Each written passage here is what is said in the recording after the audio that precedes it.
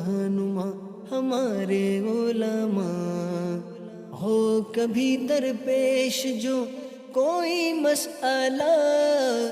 پوچھ لیں حاضر ہوں ہم ان کی بارگاہ۔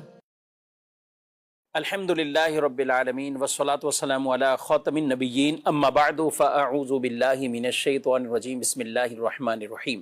والصلاة والسلام علیک یا رسول اللہ وعلی آلک واصحابک یا حبیب اللہ، والصلاة والسلام علیک یا نبی اللہ وعلی آلک واصحابک یا نور اللہ۔ مدنی چینل کے ناظرین، پروگرام دارالافتاء اہل سنت میں آپ کو خوش آمدید کہتے ہیں۔ اللہ رب العالمین ہم سب کو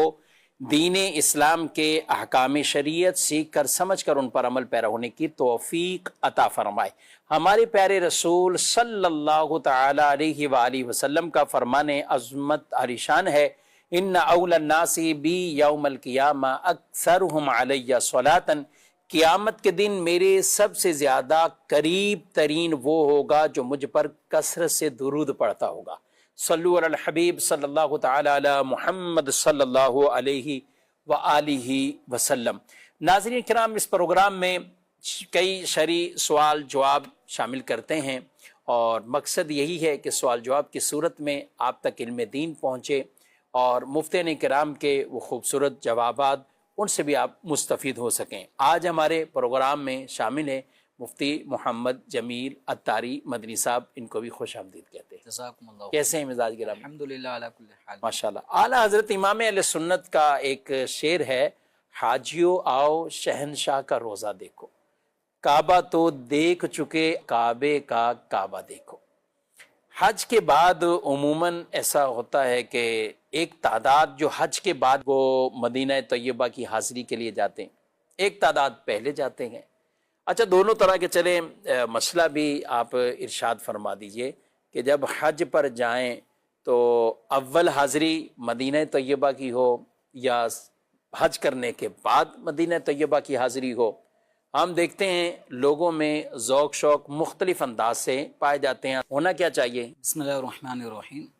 اس حوالے سے علماء کا اختلاف رائے ہے کہ جو آدمی حج کے لیے جا رہا ہو تو اسے سب سے پہلے کون سا کام کرنا چاہیے، یعنی مکہ مکرمہ حاضری دے کر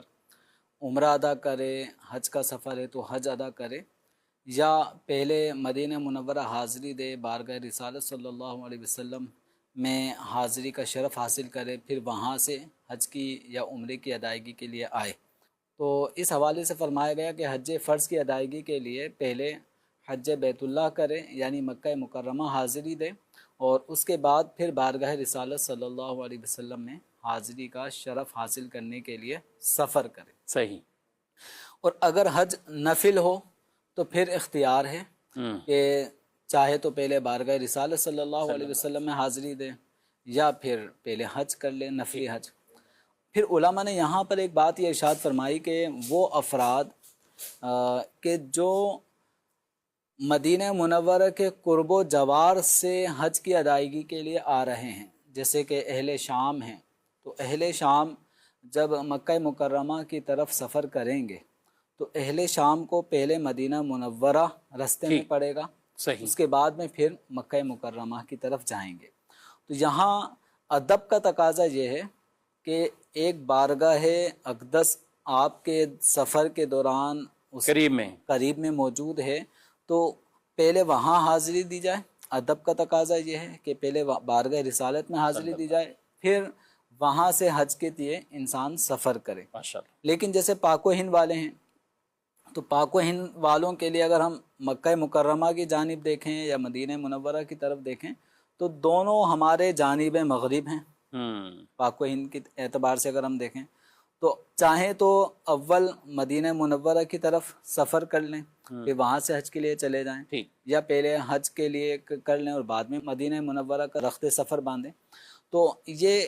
حاجیوں کو اس بات کا اختیار ہے۔ لیکن حج فرض کے لیے فقہاء کرام نے فرمایا کہ پہلے حج کو مقدم کریں، اور نفلی حج یا عمرہ کرنے والا ہے تو پھر وہ اس کو اختیار ہے۔ جی ہاں، یہ جیسے آپ نے فرمایا کہ شام والوں کے لیے یا راستے میں بیچ میں مدینہ منورہ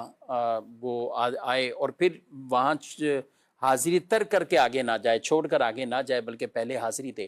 تو آج کل ہم یعنی اس کو اس مثال سے اگر پاکستان سے کوئی جانے والا وہ مدینہ ایئرپورٹ پر اترے، یعنی ایک تو یہ جدہ اترا، اب جدے سے تو ظاہر ہے مکہ مکرمہ ہی قریب ہے، تو اور عموماً جدہ اترنے والے وہ پہلے مکہ مکرمہ ہی جاتے ہیں، کچھ اہتمام سے ڈائریکٹ مدینہ منورہ جاتے ہیں۔ تو اب مدینہ منورہ اترے، ایئرپورٹ پہ اترے، تو اب یہ ہے کہ پہلے وہیں کی حاضری، اور وہاں جانے والے عموماً ان کی اول نیت ہی یہی ہوتی ہے کہ پہلے ہم کچھ دن مدینہ منورہ میں گزار لیں اور حاضری بھی دے دیں، اور اس کے بعد ہم عمرہ کریں یا اس کے بعد ہم یہاں کا سفر اختیار کریں۔ کیا فرماتے؟ عام طور پہ جو حج کے قافلے بن رہے ہوتے ہیں ان کے اندر بھی چونکہ بعض چیزیں ایسی ہوتی ہیں کہ حجاج کرام کے اپنے شاید اختیارات میں نہیں ہوتی، تو جو بھی حج کا کاروان ہوتا ہے ان کا جو شیڈول بن رہا ہوتا ہے اس کے مطابق وہ حاجیوں کو ان کے مطابق سفر کرنا ہوتا ہے۔ تو بہرحال اگر کسی کے پاس یہ آپشن ہو کہ وہ اختیار رکھتا ہے کہ میں پہلے کہاں جاؤں پھر کہاں جاؤں، تو اس حوالے سے تو دو اقسام بیان ہو گئیں کہ حج فرض ہے تو پہلے مکہ مکرمہ حاضری دے، حج کی ادائیگی کرے، پھر بارگاہ رسالت صلی اللہ علیہ وسلم میں حاضری کا شرف حاصل کرے۔ علماء کی چونکہ رائے ہے، بعض علماء کہتے ہیں کہ پہلے حاجی کو چاہیے بارگاہ رسالت میں حاضری دے، اور بعض علماء کہتے ہیں کہ پہلے حج کرے پھر بارگاہ رسالت میں حاضری دے۔ دونوں کی اپنی ایک توجیحات ہیں، وہ ان کے پاس دلائل بھی ہیں علماء کے پاس۔ وہ فرماتے ہیں ہم دیکھتے ہیں کہ فجر کی نماز میں پہلے سنتیں ہیں پھر فرض ہیں،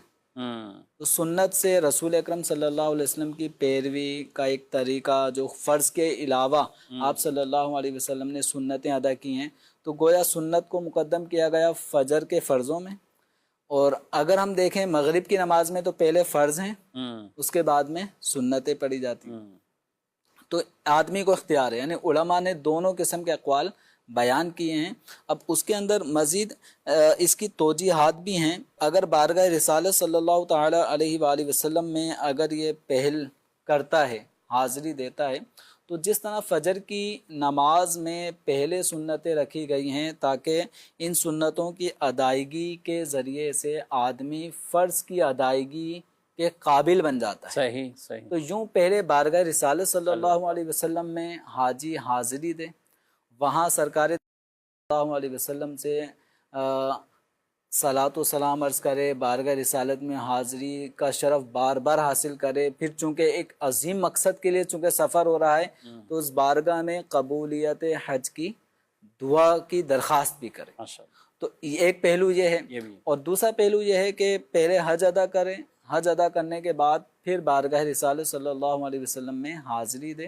تو اس میں ایک فائدہ کیا ہے کہ گناہوں سے لتھڑا ہوا ایک وجود ایک حاجی کا بتقاضۂ بشریت صغیرہ کبیرہ کوئی سے بھی گناہ ایک انسان سے ہو گئے، تو حج مبرور کا فائدہ یہ ہوتا ہے کہ آدمی گناہوں سے پاک صاف ہو جاتا ہے۔ فرمایا گیا ایسا ہو جاتا ہے جیسے کہ اس کی ماں نے اس کو اس دن جنا ہو، ٹھیک ہے۔ تو یعنی یوم پیدائش جس طرح آدمی بے گناہ ہوتا ہے، گناہ اس کے نامہ اعمال میں نہیں ہوتے، تو حج کی یہ برکت ہے۔ تو اب جب حج کر لیا، گناہوں سے پاک صاف ہو گیا، تو پاک ہستی کی بارگاہ میں پاک ہو کر پہنچا۔ تو ایک یہ پہلو ہے کہ پہلے حج ادا کر لے، گناہوں سے پاک صاف ہو جائے، اب پاک بارگاہ میں حاضری ہو رہی ہے تو اس لیے اپنے ظاہر باطن کو پاک صاف کر کے بارگاہ رسالت صلی اللہ علیہ وسلم میں حاضری دے۔ البتہ یہ خلاف ادب ہے کوئی آدمی کے حج پر جائے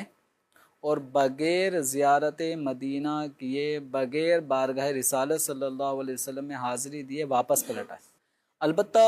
جو حضرات اہل شام والے ہیں، قرب مدینہ سے حج کے لیے اگر آ رہے ہیں، یا آپ یہ کہہ لیں کہ اہل مدینہ ہی اگر حج کے لیے آ رہے ہیں، تو وہ پہلے بارگاہ رسالت صلی اللہ علیہ وسلم میں حاضری دیں، پھر حج کا سفر کریں۔ کیا ہی خوب ہو کہ یہ مسجد نبوی شریف سے ہی حج کا احرام باندھ لیں، ورنہ ذوالحلیفہ کے جو مقام پر تو چونکہ وہ میقات ہے، وہاں سے آگے تجاوز کرنا بلا احرام حاجیوں کے لیے جائز نہیں ہے۔ تو یہ چاہیں تو بارگاہ رسالت صلی اللہ علیہ وسلم میں حاضری دیں، وہیں مسجد نبوی شریف سے ہی حج کا احرام باندھیں، تو ایک بڑا پرذوق ایک ماشاءاللہ یہ حج ایسا بھی کئی لوگ اہتمام کرتے ہیں۔ جی جی ماشاءاللہ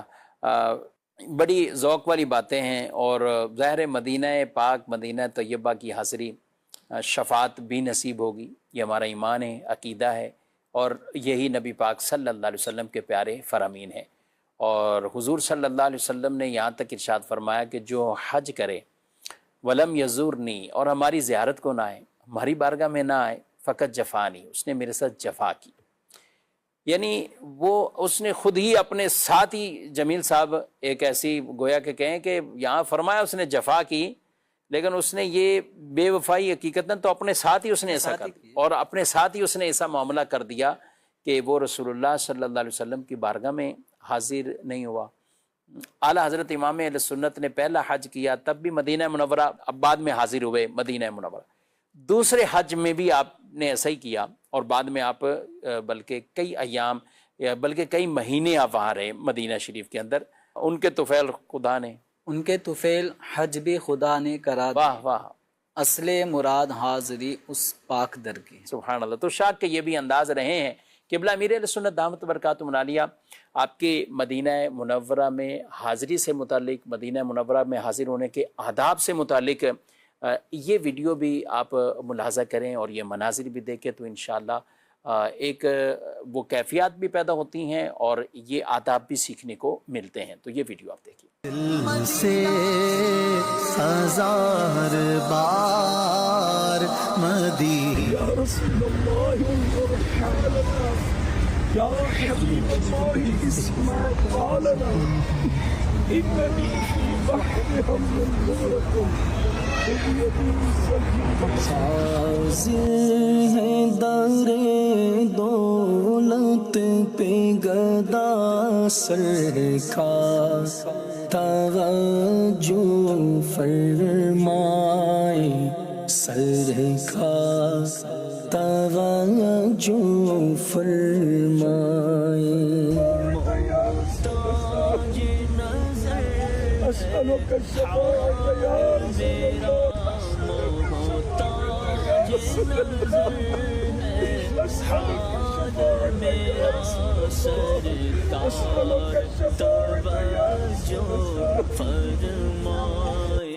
سرکار توجہ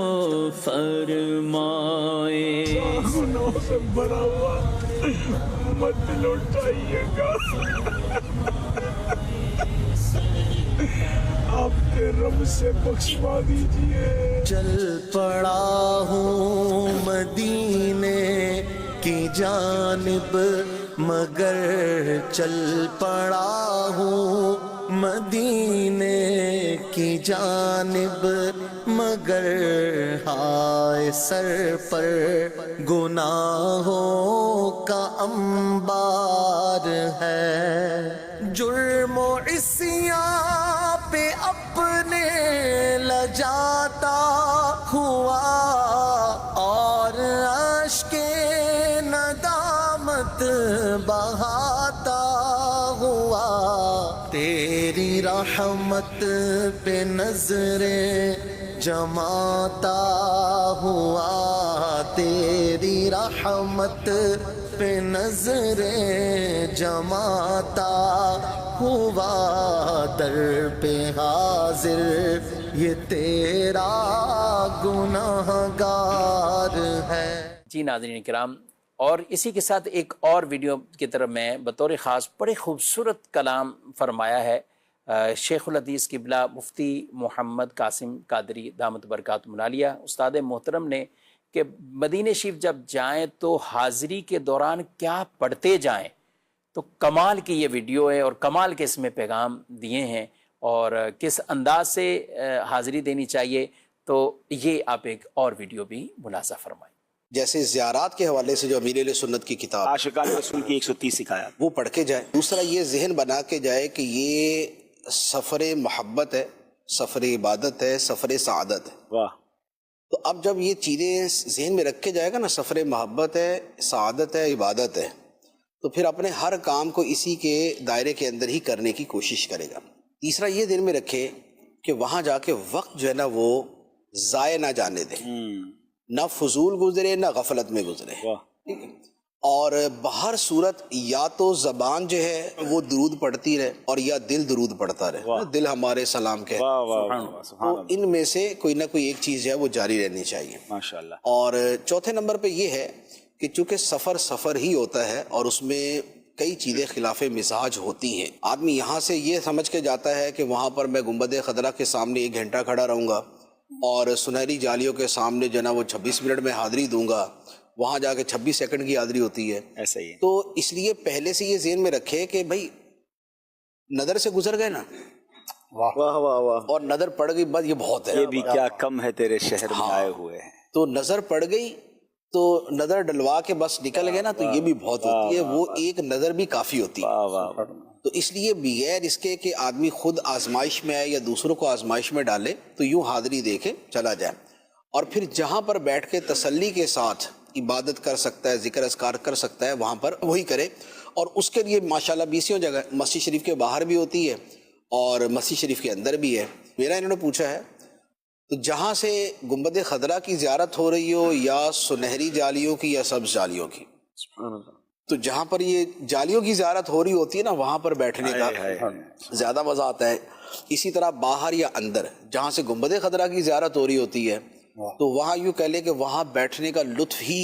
جدا ہوتا ہے. وہ بالکل ایک جدا مزہ ہوتا ہے. سبحان اللہ. جی ناظرین کرام, یہ انداز سیکھنے چاہیے اور شاکان رسول سے ہی سیکھیں گے تو انشاءاللہ یہ ذوق والی باتیں بھی نصیب ہوں گی, اور وہاں جائیں گے تو پھر یہ رکت اور یہ کیفیات. کیونکہ جمیل صاحب ہم بطور خاص گفتگو کر رہے ہیں, حاجی تو اس وقت جا ہی رہے ہیں, کچھ واپسی وطن تیاری کی ہیں, یہ جو پہلے مدینہ شریف ہو چکے ہیں اور کچھ ابھی جا رہے ہیں, لیکن اس کے ساتھ ساتھ ایک وہ تعداد ہے کہ جو اب عمرے کی تیاریوں میں, کیونکہ حج کے بعد پھر ظاہر سیزن عمرہ شریف کا ہے. تو محرم الحرام 10 محرم کے بعد تقریباً قافلے, اور ربیع الاول میں تو بکثرت قافلے یہ الحمدللہ عمرہ شریف کے لیے جاتے ہیں. تو یہ ہمیں آداب سیکھ کر ہی جانا چاہیے. جمیل صاحب یہاں یہ گفتگو ہوئی ہے اور اس قدر یہ جو باتیں ہوئی, اس کے علاوہ بھی یعنی ایک تو بارگاہ رسالت میں حاضری ہو گئی, تو اب بارگاہ رسالت صلی اللہ علیہ وسلم کے بعد پھر آدمی مدینہ شریف میں جب رہتا ہے تو دیگر اور زیارتوں کے حوالے سے قباء شریف جانے, احد شریف جانے, اس حوالے سے کیا فرماتے ہیں؟ دیکھیں مدینہ منورہ کا چپا چپا جو ہے نا وہ بڑا بابرکت اور مقدس مقام ہے. اگر بندہ اس پہ غور کرے کہ مقدس سرزمین ہے, جس سرزمین نے پیارے آقا صلی اللہ علیہ وسلم کے قدموں کو بارہا چوما ہے, اور آپ صلی اللہ علیہ وسلم کا دیدار مدینہ منورہ کے پہاڑوں نے, وہاں کی آبادی نے آپ صلی اللہ علیہ وسلم کا دیدار کیا ہے. ان فضاؤں نے سرکار دو عالم صلی اللہ علیہ وسلم کی بارہا آپ کے جسم اطہر کو چوما ہے. تو مدینہ منورہ کے تو سارے ہی مقامات جو ہے نا بڑے یادگار لمحات اپنے اندر رکھتے ہیں. تو بالخصوص سرکار دو عالم صلی اللہ علیہ وسلم کے روزہ اطہر کی حاضری کا ایک معمول بنائیں. جب تک وہاں قیام ہو تو کم از کم ممکن ہو تو ہر نماز سے پہلے یا نماز کے بعد بارگاہ رسالت صلی اللہ علیہ وسلم میں حاضری کو اپنا معمول بنا لیں. یعنی دن میں 5 بار بارگاہ رسالت میں حاضری کا شرف حاصل کریں. جنت البقیع ہے, وہاں تقریباً 10,000 صحابہ کرام علیہم رضوان حرام فرما ہے. سبحان اللہ. خاتون جنت رضی اللہ عنہا وہاں ہیں, حضرت عثمان غنی رضی اللہ تعالیٰ عنہ, اور آپ ذوالنورین کا تو یوم بھی بطور خاص 18 ذوالحج ہیں, اور یوں سمجھیں کہ ذوالحجہ کے مہینے میں آپ کے ایام منائے جاتے ہیں, محافل کا اہتمام ہوتا ہے مختلف جگہوں پہ. اور کتنے خوش نصیب ہوں گے یہ حجاج کے وہیں ان وہیں قرب میں. اور حضرت عمر فاروق رضی اللہ تعالیٰ عنہ, آپ کا بھی یوم مبارک یکم محرم الحرام, تو یہ بھی اسی طرح یعنی ان کو وہاں نصیب ہو جاتے ہیں. ایک بڑی تعداد وہ حج کے بعد وہاں مکہ مکرمہ میں بھی رہتے ہیں, پھر وہاں سے مدینہ منورہ حاضری کے لیے آتے ہیں. جی تو ان کے لیے بڑا ایک موقع ہے. اسی طرح مدینہ منورہ میں احد پہاڑ ہے, جس کے بارے میں آقا دو عالم صلی اللہ علیہ وسلم نے ارشاد فرمایا کہ احد ہم سے محبت کرتا ہے اور ہم بھی اس سے محبت کرتے ہیں. اور یہ جنتی پہاڑ ہے, تو اس کے قرب میں حاضری دیں, اس کی زیارت کریں. اسی طرح اسی کے قریب میں جبل رومات ہے, جہاں پر غزوہ احد کے درمیان صحابہ کرام علیہم رضوان شہید بھی ہوئے تھے. اور احد کے دامن میں ہی حضرت سیدنا امیر طیبہ امیر حمزہ رضی اللہ تعالی عنہ کا مزار پر انوار, اور بھی صحابہ کرام علیہم رضوان جو غزوہ احد میں شہید ہوئے تھے, ان کا بھی اس باؤنڈری کے اندر ان کے مزارات موجود ہیں. تو ان کی زیارت کی جائے. اسی طرح مسجد قباء اس کی حاضری دی جائے، اسی طرح مسجد قبلتین جہاں آقا دو عالم صلی اللہ علیہ وسلم نے ظہر کی نماز آپ ادا فرما رہے تھے، اور اس نماز میں آپ صلی اللہ علیہ وسلم نے جو اس کا آغاز فرمایا تھا، اس کی ابتدا کی تھی، وہ مسجد اقصیٰ کی طرف رخ کر کے آپ صلی اللہ علیہ وسلم نے نماز کو شروع کیا تھا، اور اس نماز کا جو اختتام ہوا تھا اس وقت آپ صلی اللہ علیہ وسلم کا مبارک رخ مسجد حرام کی طرف تھا۔ واہ تو اس مسجد کے اندر چونکہ جو نماز پڑھی گئی تھی وہ ظہر کی تھی، اب اس کی تفصیل کیا تھی کہ کس طرح سے صفوں میں سمت تبدیلی ہوئی، تو یہ تفصیل احادیث میں ہمیں پڑھنے کو نہیں ملتی، لیکن اتنا طے ہے کہ وہ ظہر کی نماز تھی جس کے اندر بالکل آپ یوں سمجھیں کہ 180 ڈگری تبدیلی ہوئی تھی۔ جی، یعنی اگر شارحین نے بعض نے اس کے توجیہات یوں بیان کی کہ آپ صلی اللہ علیہ وسلم جیسے ہی آپ نے اس طرف رخ کیا تو صحابہ کرام علیہ مردوان نے آگے سے جگہ چھوڑی اور حضور صلی اللہ علیہ وسلم خود تشریف لے کر آگے آ گئے، پھر صحابہ پیچھے کی طرف آئے، اور یعنی حضرات نے رخ چینج کر لیا، پھر اپنی جی رخ چینج کر لیا، اور یہ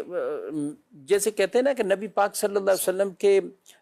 مزاج شناس صحابہ تھے، یعنی یہ خواہش تو تھی حضور السلام کے کہ قبلہ ہمارا کعبہ معظمہ بن جائے، تو وہ انہوں نے سمجھ لیا کہ یہ قبلہ ہی تبدیل ہوا ہے، جو نماز کے اندر اس طرف آپ صلی اللہ علیہ وسلم نے یہ رخ مبارک فرمایا ہے اور رخ انور کیا ہے، اور انہوں نے کوئی نماز کو توڑا نہیں، کوئی نماز کے اندر کچھ اور نہیں ہوا، کلام نہیں ہوا، بس حضور کے پیچھے ہیں اور 2 رکعت ادھر پڑھی ہیں 2 رکعت ادھر پڑھی ہیں، اور پھر صحابہ اس نماز کے بعد جہاں جہاں گئے ہیں تو وہ کیسے ان علاقے والوں کو بشارتیں دے رہے ہیں کہ قبلہ تبدیل ہو گیا، قبلہ تبدیل ہو گیا ہے، تو سبحان اللہ یہ بھی انداز۔ تو مسجد قبلتین ہے، مسجد قباء شریف عمرہ کے ثواب ماشاءاللہ، مسجد قباء جسے کہیں کہ مدینے والوں کے لیے عمرہ شریف، تو مدینے میں رہتے ہوئے عمرہ کی جو سعادتیں حاصل پانا چاہیں، یعنی ثواب عمرہ حاصل کرنا چاہیں، تو قباء شریف کی حاضری، قباء شریف اپنے نبی پاک صلی اللہ علیہ وسلم کی جو حدیث ہے، اس کا جو ارشاد ہے مبارک ہے، جو میں فرمایا گیا کہ جو طہارت کرتا ہے اور پھر قباء شریف کی طرف جاتا ہے، اور حضور صلی اللہ علیہ وسلم کبھی پیدل جایا کرتے تھے، کبھی سواری پر جایا کرتے تھے، آج بھی وہ شاک اس ادا کو بھی ادا کرتے ہیں اور پیدل بھی جاتے ہیں، اور بلکہ اب تو شار پورا ایک راستہ بنا ہوا نا قباء کی طرف، شار قباء کے، جس میں پیدل جانے والا بھی وہاں پہ بآسانی پہنچ سکتا ہے، 5 کلومیٹر ہوگا یا اس کے لگ بھگ کچھ مسافت ہے، تو وہاں پہنچتے ہیں، 2 رکعت نفل ادا کریں تو انشاءاللہ عمرے کا ثواب پائیں گے، وہ ایسے کہ جیسے عمرہ کر لیا، یعنی عمرے کی مثل اللہ اسے ثواب عطا فرمائے، ورنہ حج یا عمرے کی کوئی عبادت مدینے میں نہیں ہے، وہ سب مناسک سب کچھ جو ہیں وہ یا تو میقات سے تعلق رکھتے ہیں یا پھر کعبہ شریف سے تعلق رکھتے ہیں، حج ہے تو پھر دیگر مناسک اور ہیں، لیکن اس کے مخصوص ایام ہیں، تو مخصوص دنوں میں ہی حج متعین دنوں میں ہو سکتا ہے، لیکن مدینے میں کوئی باقاعدہ حج یا عمرے کی عبادت نہیں ہے، البتہ اللہ نے ثواب یہاں رکھا ہے پیارے حبیب علیہ السلام کی بشارتوں پر، اور مدینہ بھی برکتوں والا ہے، تو مدینے والوں کے لیے ڈبل برکتوں کی دعا اللہ کے نبی صلی اللہ علیہ وسلم نے مانگی ہے، ان کے پھلوں میں برکت، یہ حضور صلی اللہ علیہ وسلم کی مبارک دعائیں ہیں، اللہ کرے بار بار ہم سب کو مدینہ پاک کی بادب حاضریاں نصیب ہوتی رہیں، جو شاک گئے ہوئے ہیں رب تعالیٰ ان کی بھی حاضریوں کو قبول فرمائے۔ جی مزید سوال۔ میرا مفتی صاحب سے یہ سوال ہے، واپسی پر مدینہ منورہ کی حاضری کے بغیر کیا حج مکمل تصور کیا جائے گا؟ حج کی ادائیگی تو بہرحال ہو جائے گی جب کوئی آدمی عرفات کے میدان میں وقوف کر لیتا ہے، اور اس کے بعد جو حج کے دیگر مناسک ہیں وہ ادا کر لیتا ہے، مثلا رمی جمرات کر رہا ہے، قربانی کر رہا ہے، حلق یا تقصیر کر رہا ہے، طواف زیارت کر رہا ہے، طواف وداع کر رہا ہے، تو جو حج کے مناسک ہیں اگر اس نے اسٹیپ بائی اسٹیپ وہ تمام کے تمام مناسک ادا کر لیے تو اس کا حج تو ادا ہو جائے گا، لیکن جب اللہ تبارک و تعالیٰ نے کسی شخص کو اتنی استطاعت دی ہے کہ وہ اپنے ملک سے اپنے وطن سے وہ سفر کر کے شہر مکہ پہنچتا ہے، تو شہر مکہ سے شہر مدینہ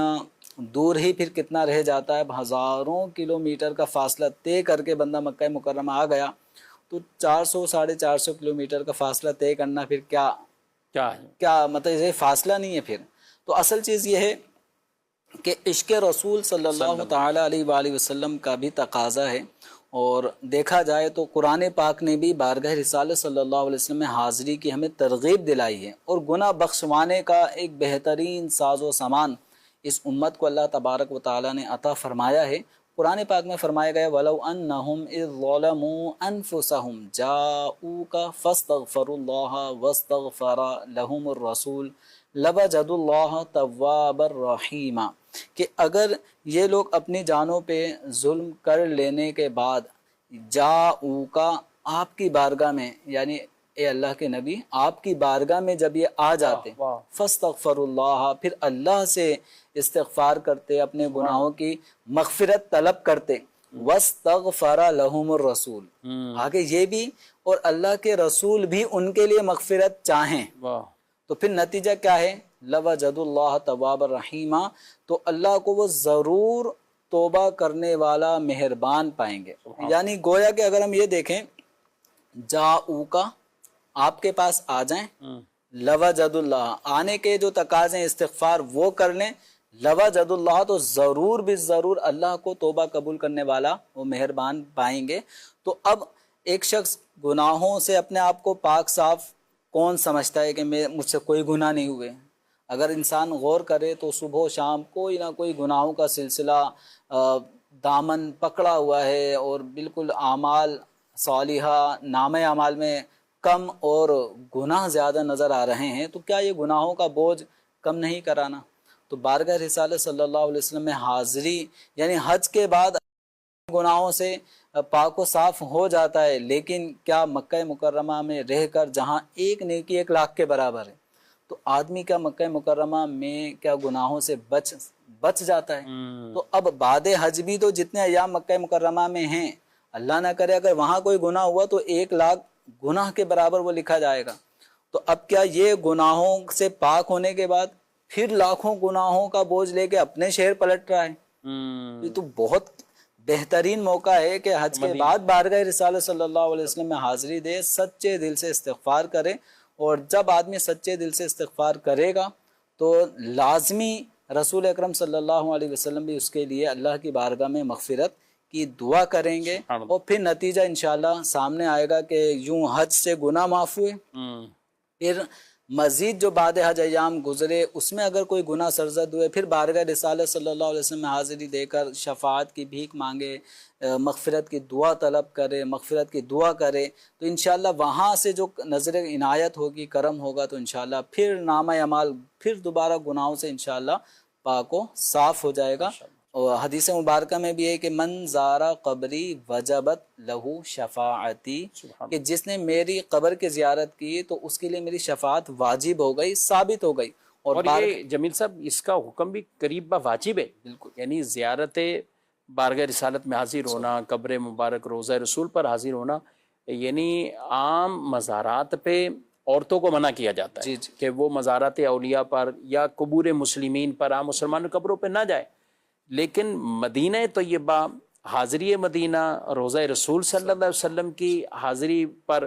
تو یہاں منع نہیں بلکہ ترغیب بھی ہے اور انہیں تاکید بھی ہے، کیونکہ اس کا حکم قریبہ واجب ہے اور انہیں آداب سکھائے جائیں گے، ٹھیک ہے، کہ وہاں کوئی اس طرح کی معاملہ نہ کرے کہ جو بے ادبی کے زمرے میں آتا ہو، لیکن یہ زیارت، یہ جانا یہ قریبہ واجب ہے۔ اور مدینہ پاک رہتے ہوئے بھی جیسے مرد حاضری دیتے ہیں، اسی طرح خواتین بھی وہ رسول اللہ صلی اللہ علیہ وسلم کے مزار پرانوار پر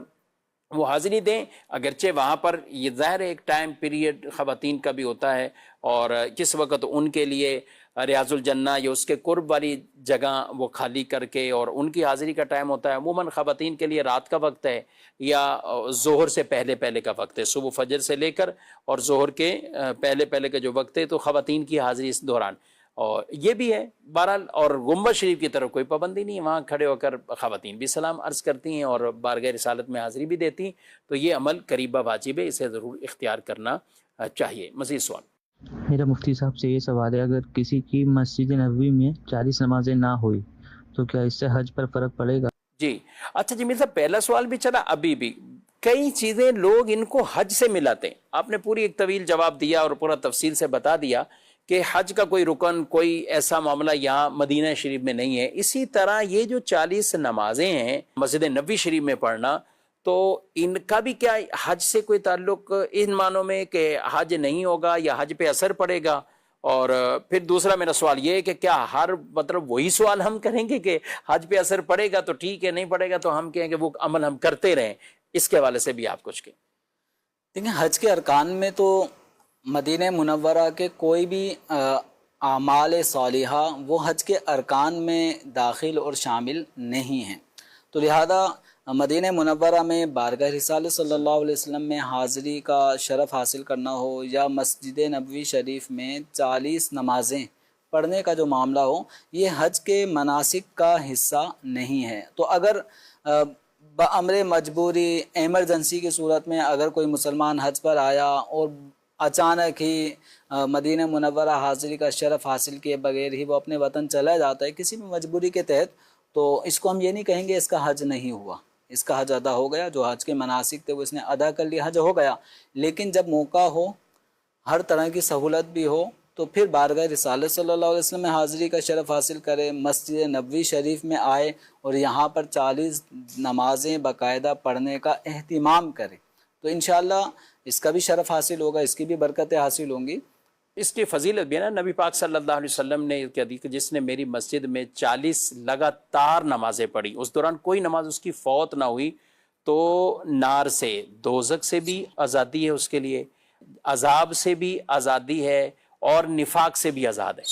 تو اسے یہ برات مل جائے گی، سب سے طرح سے آزادی مل جائے گی۔ اور پھر سب سے بڑی بات 50,000 نمازیں رسول اللہ صلی اللہ علیہ وسلم نے اس مسجد میں نماز پڑھنے کو 50,000 نمازیں، یہ مدینہ شریف میں رہنے والے بھی ناظرین کرام کبھی جاتے ہیں لوگ اور ان کی نمازیں ہو تو رہی ہوتی ہیں، وہ کہتے ہیں ہم ہوٹل میں پڑھیں گے فلاں جگہ، آپ مسجد کی اس حاضری مسجد نبوی شریف میں جا کر اپنی نمازوں کی ادائیگی کریں، آپ وہاں نمازیں پڑھیے اور تاکہ وہ ثواب تو حاصل کریں۔ کتنا وقت ہمارا مسجد میں نبوی شریف میں گزر رہا ہے اور کتنا وقت ہمارا ہوٹلوں میں گزر رہا ہے، کتنا وقت ہمارا باہر گزر رہا ہے، تو ان چیزوں کو بھی ضرور نوٹ کرنا چاہیے کہ یہ ایک ایک منٹ اتنا قیمتی ہے۔ یقین کریں کہ آدمی کتنی تڑپ لے کر، کتنی لگن لے کر اور کتنا خرچ کر کے یہاں پہنچتا ہے، پھر اگر اس کی کیفیات میں یہ اس طرح کی چیزیں آ جائیں تو یہ نہیں ہونے چاہیے، سستی غفلت نہیں ہونی چاہیے، تو وہاں نماز بھی پڑھیں، انشاءاللہ یہ برکات بھی مل جائیں گی۔ بقیہ 40 نمازوں کا ان معنوں میں حج پہ کوئی اثر نہیں پڑے گا اگر اس میں تعداد، کیونکہ بعض کا جمیل صاحب ظاہر اس میں دنوں کی بھی فرق پڑتا ہے کہ کوئیوں کو دن بھی تھوڑے ملے، 40 نمازوں کا وقت ہی نہ ملا، کچھ اور بھی ایسا ٹائم پیریڈ بھی نہ آیا، اور پیکج بھی بعض ایسے ہوتے ہیں 7 دن وہاں رہنا ملا تو بھی 40 نمازیں تو یوں نہیں آئیں گی، تو ان ناظرین کو پریشان نہیں ہونا چاہیے، ان کے حج پہ کوئی کسی طرح کا نہ فرق پڑا ہے نہ ہی کوئی ایسا اثر ہے۔ جی ناظرین کرام، آپ نے پروگرام ملاحظہ کیا اور یہ خوبصورت انداز بھی آپ نے دیکھے، حاضری مدینہ کس طرح ہونا چاہیے، مدینہ پاک کے حوالے سے چند یہ سوالات بھی شامل ہوئے۔ اللہ پاک ہم سب کو یہاں کی بار بار حاضری عطا فرمائے، با ادب ہمیں حاضری نصیب فرمائے، آمین بجاہ النبی الامین صلی اللہ علیہ وسلم۔ ہادی و رہنما ہمارے علماء، ہو کبھی درپیش جو کوئی مسئلہ، پوچھ لیں حاضر ہوں ہم ان کی بارگاہ۔